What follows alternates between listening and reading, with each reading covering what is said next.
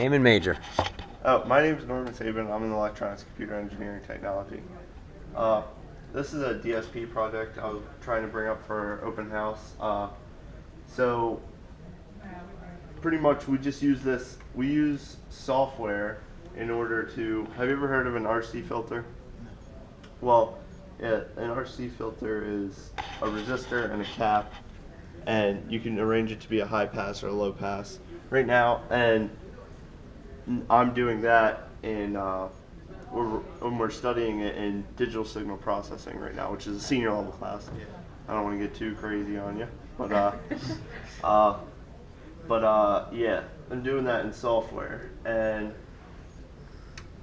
I have a low pass filter right now, but just from looking at this, it looks, you can see that, like, without knowing anything, like, that's pretty rigid and whatnot. Okay, can you explain the axes on here? What's horizontal and vertical? This is a network sweep, a network analyzer sweep. So we have a certain frequency to another certain frequency, and we have this thing generate the frequencies and sample it as it goes by, and then it plots this.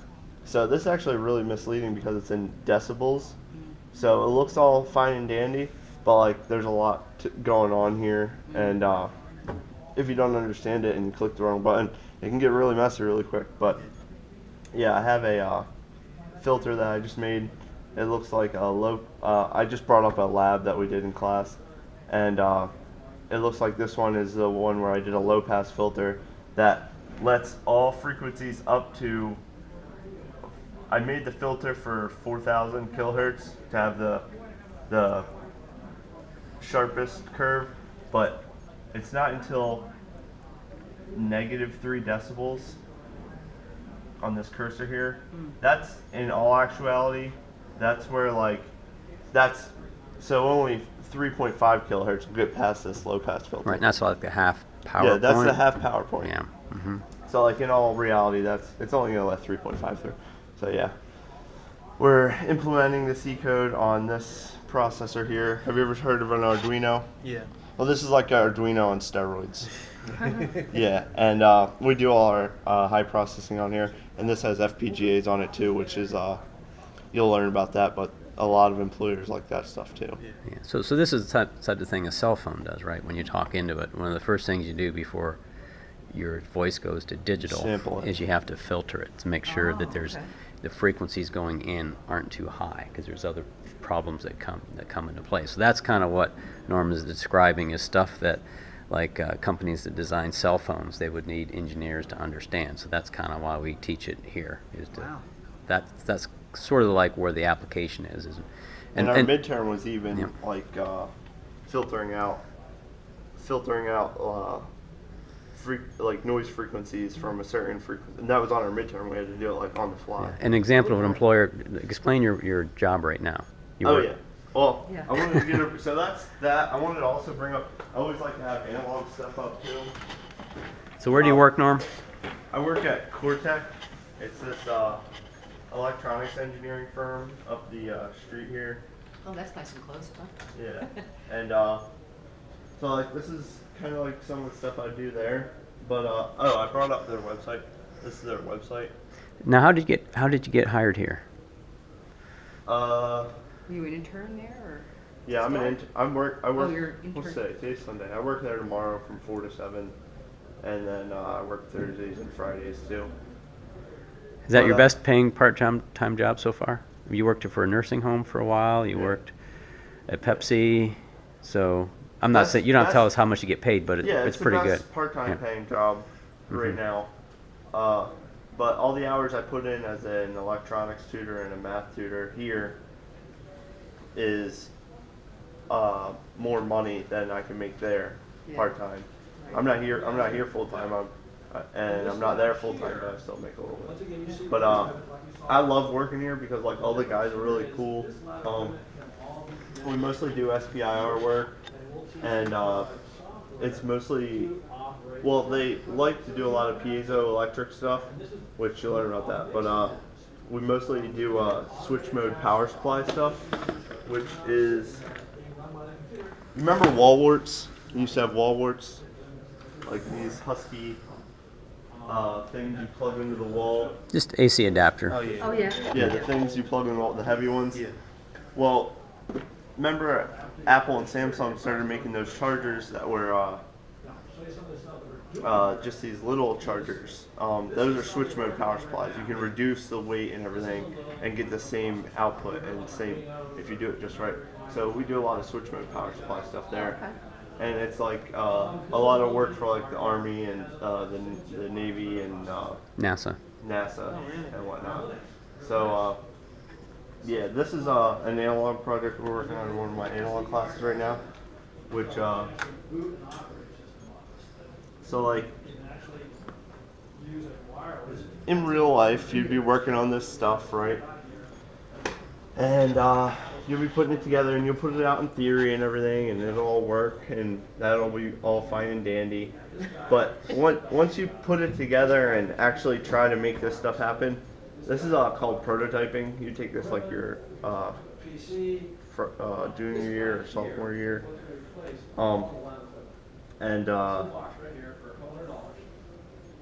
Yeah, so you put it all together, but usually things don't go right. So we have an RC phase oscillator here, but basically what it does is it just generates a sine wave by like a lot of signals going on in here. But Rankin told me not to get into like all the details and everything. But, Well, you can kind of describe this. So this is a CAD program, so you can bring in resistors, caps yeah, through these menus. I was going to Right. get into that next. Okay. So you build Yep. it and everything, and you're like, oh, this just isn't working right. And but before you build it, you would want to simulate it to avoid that. And you would see that right in the beginning here, there's a little bit of lead time here for like all the parts to get going, and then it finally. But this is like tiny amount of time we're talking about here. It's like 20 milliseconds, Yeah. and then it finally gets oscillating. And then also you can simulate it to know that like a lot of latency and like real-time parts. This software tries to implement it to real-time as much as it can, and it even implements some of the real-time, like real-life effects. You see like a little bit of a like slouch to that thing. It's not like the most perfect oscillation. And then in real life, you see that it's not exactly Straight up. Yeah. it's not exactly the perfect sine wave. So that's really nice. You can simulate things in this piece There's some by geometry you use in there. Sine, cosine, Oh, trigonometry. Yeah. well, trigonometry. so this is like running like live right now. If I turn this off, it doesn't. Yeah. Turn that back on. What did you say your name was? Kyle. Kyle. Go ahead, turn that on. There you go. And then how did you build this? This obviously is, Oh, and this is a solder. This is a dead bug design for our prototyping class, and this is just a way of prototyping like something you want to try out. Did you have to solder those things in there yourself? Yep, and there's some soldering irons.